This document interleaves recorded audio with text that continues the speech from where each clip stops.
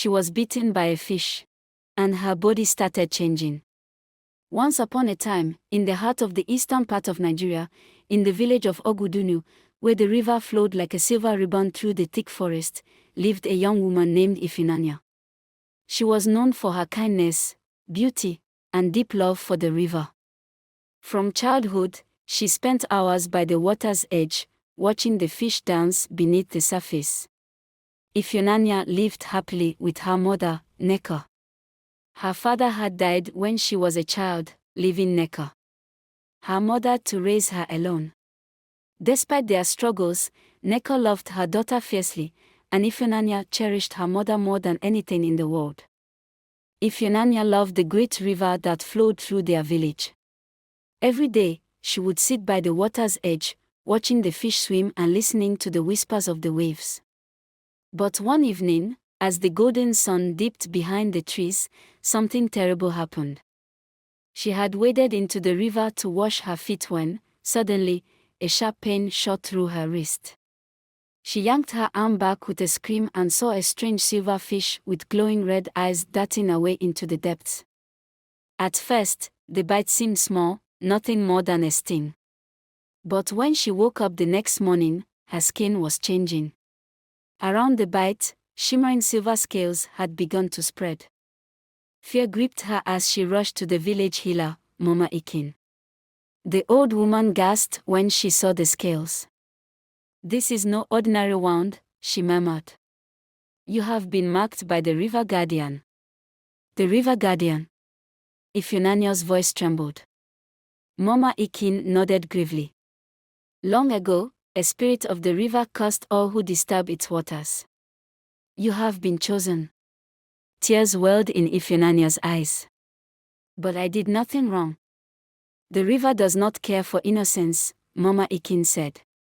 "If you do not appease the spirit, the scales will spread, and you will belong to the river forever." Ifunanya's breath caught in her throat. "How do I stop this?" Mama Ikin's voice grew softer. "The river guardian demands a gift, the most precious thing you have." Ifunanya's heart pounded. She had nothing valuable except... She froze. Her most precious thing was her mother. Her knees grew weak. "No, I cannot do that." Mama Ikin's face was solemn. "The river takes what it desires. If you do not make the sacrifice, it will take you instead." Ifunanya's heart pounded. She had nothing valuable except... She froze.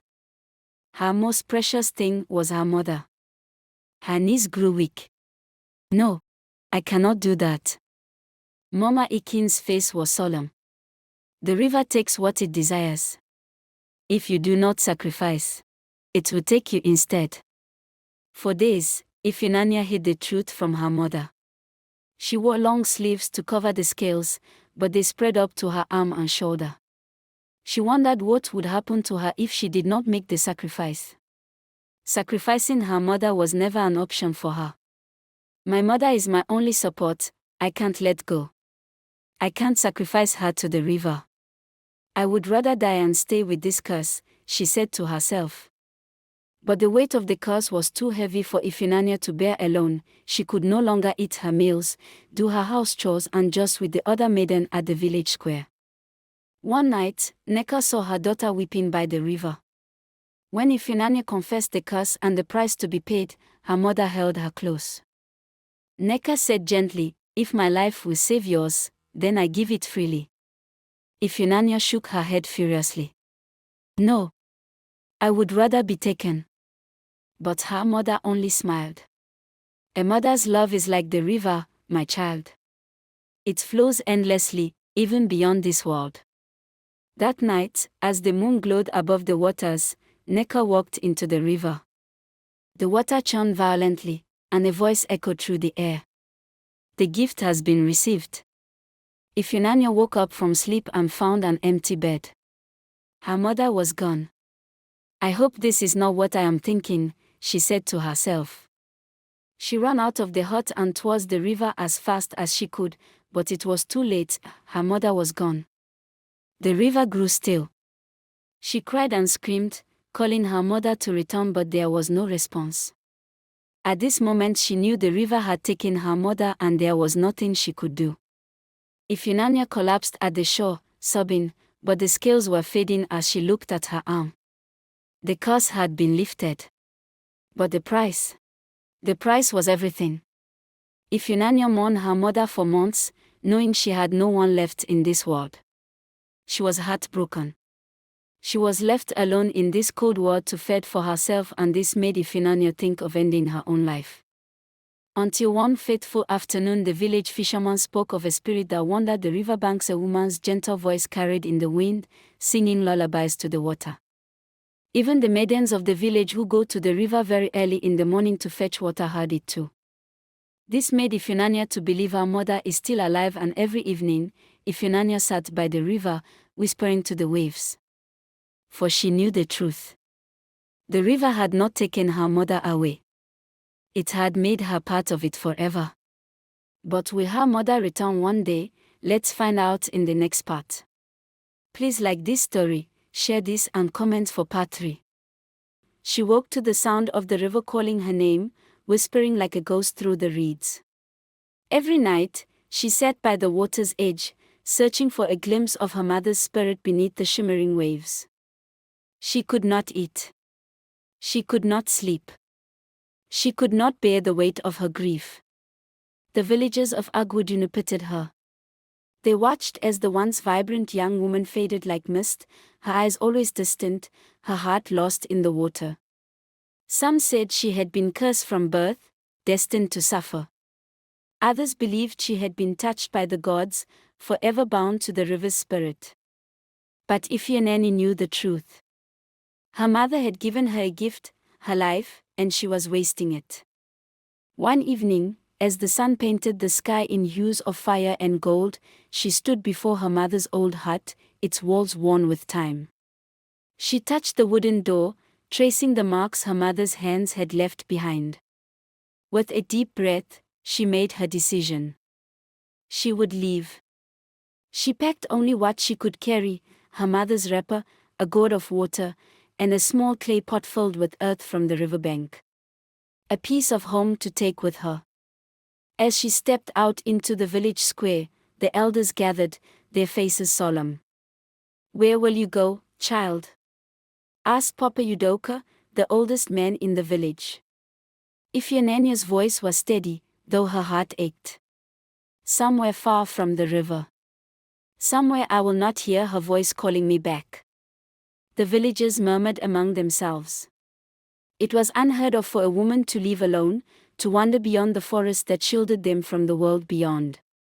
Mama Ikin, the healer, stepped forward, her wise eyes filled with sadness. "The river will always be part of you, Ifunanya. No matter how far you go." "I know," Ifunanya whispered. "But I must find my own path." And so, with nothing but her memories and the weight of her mother's sacrifice, she walked away. Through the thick forests where the trees whispered ancient secrets. Through the open plains where the wind sang songs of forgotten lands.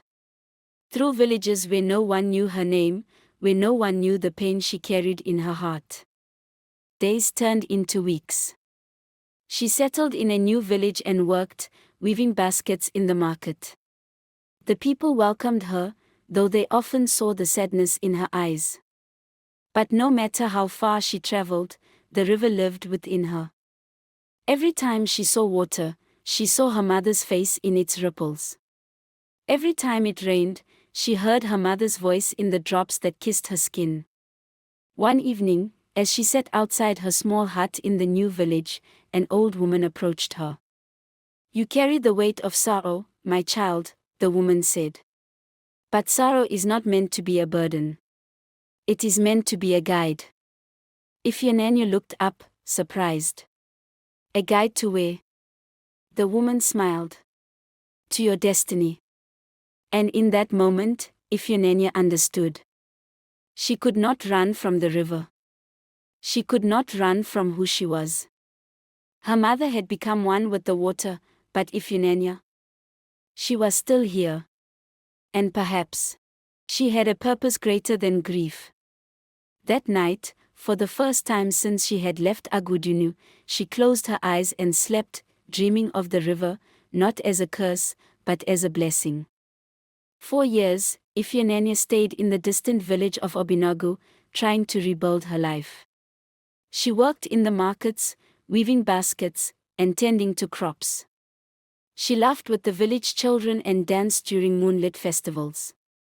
But no matter how much she tried to belong, a part of her remained missing, like a bird with one broken wing. The river still whispered to her. It called in the rhythm of the rain. It echoed in the streams that flowed through Obinagu. It lived in the memories she carried, in the weight of her mother's sacrifice.